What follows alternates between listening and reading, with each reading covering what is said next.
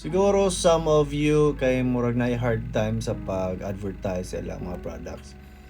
Tawag ni siya og marketing, no? Daga man ko branches ang marketing and gawas ang marketing ng mga lahi-lahi nga methods sa pag-market sa product. Nay personal marketing, direct marketing, digital marketing, and so on and so forth. Daghang klases marketing. But karong gabi na is paghatag na lang ako ng tips usaon sa pag-advertise o sa pag-market sa ka product or sa pag-market sa imong business. So, before that, ang business is ato na isang mura ni sa atong giklase ba nga saan na to ni pa i-breakdown na to para masabtan na to nagsutag negosyo, nisod ni enter tag engage tag business but wala kay ta naka-define about business. Unsa man gyud ang business? Number one is atong basa mo is good itag business mo so sa tong nahuna is gaining of profit. Mao mo gyud na ang pag-business. Pero mo na siya kasagaran gyud ni ba nga mo ginansa kita. Mo ginansa kita. Mo ginansa mo gain kita. Mao gyud na number one nga musod sa nahuna sa basta nasa negosyo. Ngano magnegosyo siya. Pero nayo sa kadong meaning nga dapat gyud usa sa i-focus. So, kay mo lagi kung business na focus gyud ta sa profit. But there is usa ka butang ang imong usa ka technique or usa ka tips nga ang imong business mo padayon. Kung kana nga meaning or definition sa business imo po nang i-keep sa imong mind o sa imong kasing-kasing.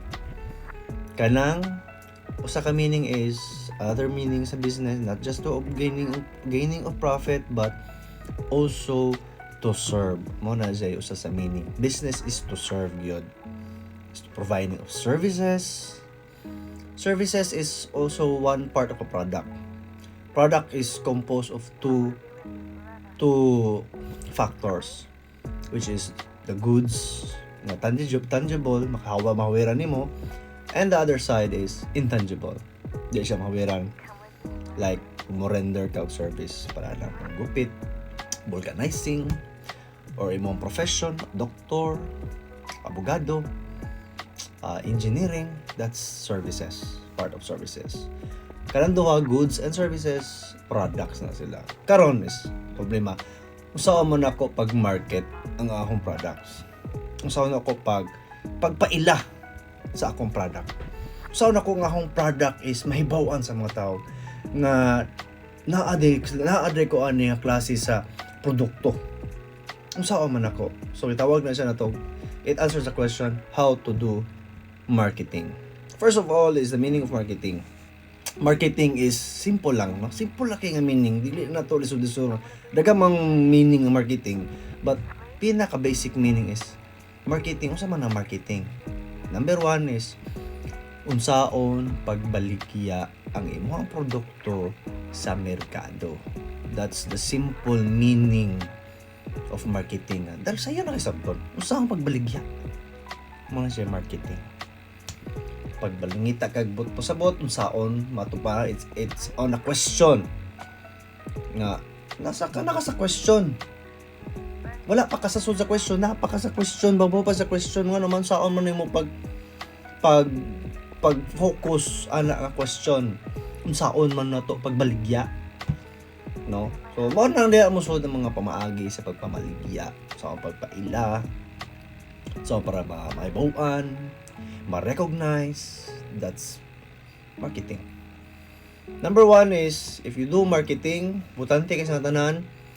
Number one, take note, always smile. No? Always smile. Smile lang yan.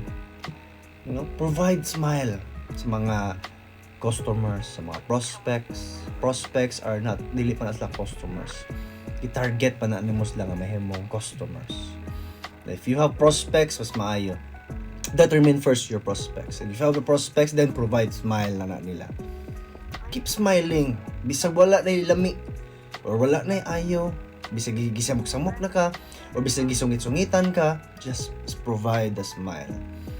Then usana siya sa makapahatag o consistency nimo in presenting your product. Number 2 is control laughing. Sige katawa, no? Nay mo ba nga sayop sa uban sa mga marketers, labi na in engaging na good in marketing, advertising, delivering informations, labi na magkig-deal na ka o customers or prospect na si mga tubangan, mupalit na unta to. Gi-annoying sa mga sige kakatawa. Provide. Example yung mga tanang nga, tagpila man ning kuan, sir morning ato ang kuan, nag-smile ka, pero napo kasi kakatawa. No, napila man ni tag 500 na sa sir. Katawa na sa kuan kayo, murag childish kay paminaw ng imuhang presentation. So avoid that one. Number 3 is putante kini eye to eye. Kay kanin mo go eye to eye, dako na siya gamit sa pag-market o pag-advertise o pag-present sa imong product tungod kay it nagbut-pasabot na siya nga you are sincere sa imong product. Sincere ka sa pag-present sa imong product and murag makita gyud ka nga you have the confidence sa imong product, no? Confident ka nga you are very bang murag di ka mailhan nga na makaks imong produkto ba.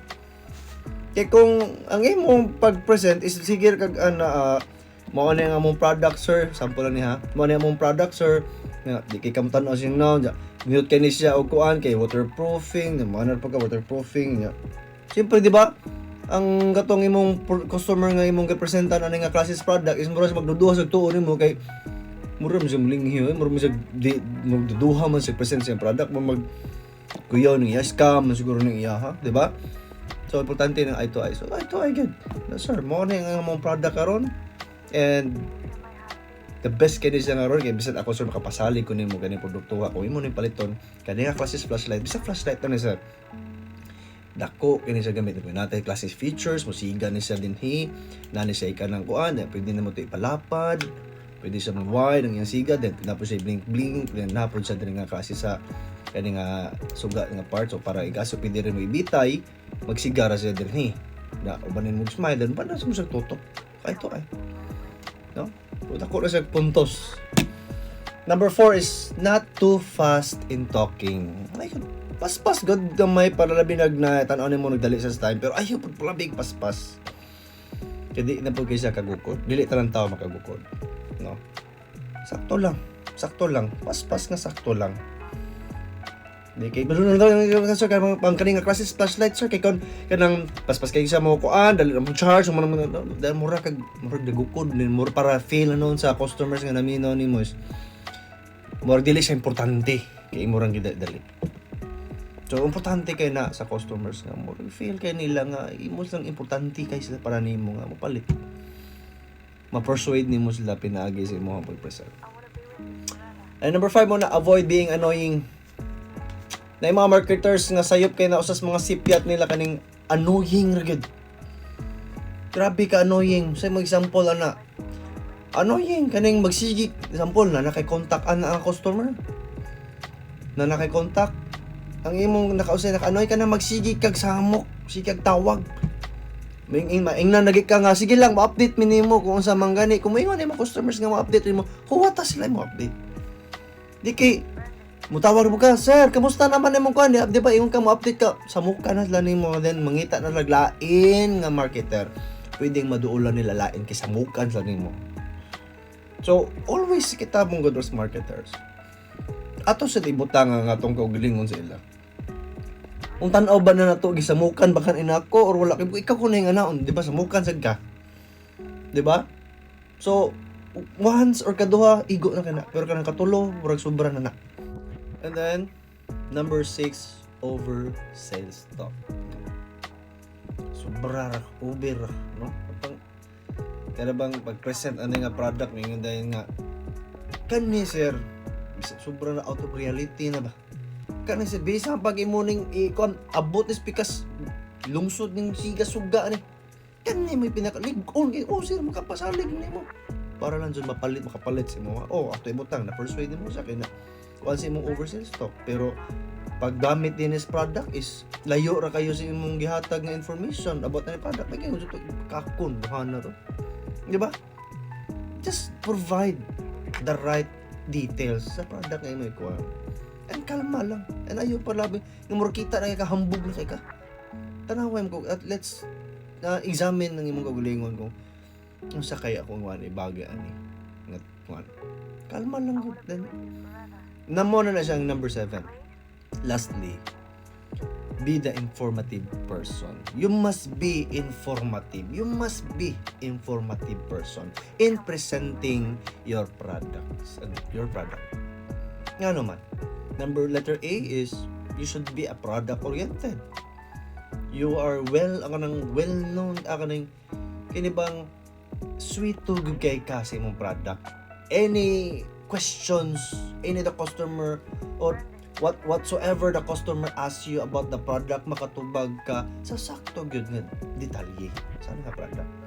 Mingon nimong customer nga pila man naka battery hours ka or capacity sa battery, then pila ka hours ma-charge, pila ra nakakuan, then pila ka watts ni, and sa kaya gon makakuan man ka ng 101, mahayag makigapon ng 1. Provide the right answer.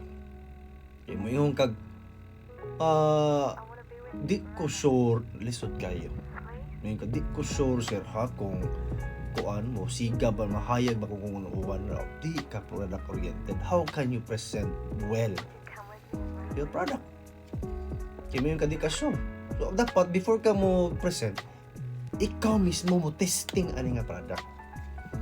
Para once makita nimo okay kay nga product, then you have the confidence nga mo present ani. Then kay bawo ka unsa poy mga paybaon, importante kay paybaon nimong apan ang mga disadvantage pud ani. Pero dili pod sa pag disadvantage dapat bawion nimo sa mga advantages pud ani. At least you are honest. No, honest ka. Importante na sa ka marketer, you are a product oriented. And mo lagi ni letter B, as an informative person, kaning 6 nga mga tips gikan sa always smile, control laughing, eye-to-eye contact, not too fast in talking, avoid being annoying, and oversales talk. Magamit nimo ning mabutanga if you have the letter B sa number 7 nga be informative person. Letter A is product oriented. Letter B is customer oriented ka. Tante kay na. You should know the customer well, or the prospect customer well.